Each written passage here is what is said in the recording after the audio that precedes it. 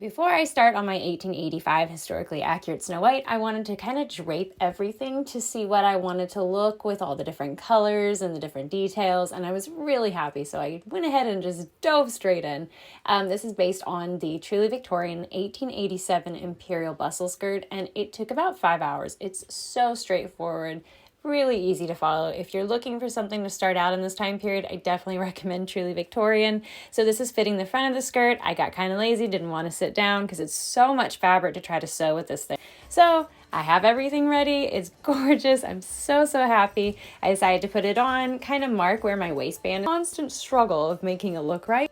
Okay, welcome to part 2 of how I made my 1885 Snow White. So I'm going to start out with making my lining, make sure it's all crispy and even, and then I'm going to fit everything. I fit from the front when I'm working on these Victorian bodices, and now I'm going to put the lining and the bodice front together, and now comes the hard part, so much hand sewing. I mean, this was hours of trying to hand sew all this trim together, but as you can see, it turned out stunning, exactly how I wanted it to look like.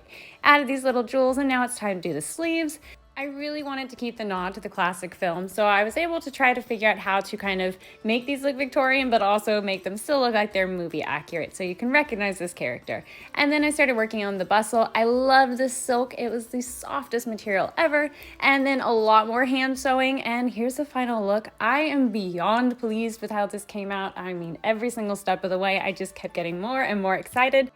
Tomorrow, I'm going to put everything on, starting from the very basic layer and finishing with my crown, and I really hope you enjoy this. This was so much fun for me as well. I was able to take my love of Disney and my love of historically accurate costumes and kind of blend them together, and I think they married very well. So let me know what Disney princess you want to see next, and see you next time. Bye!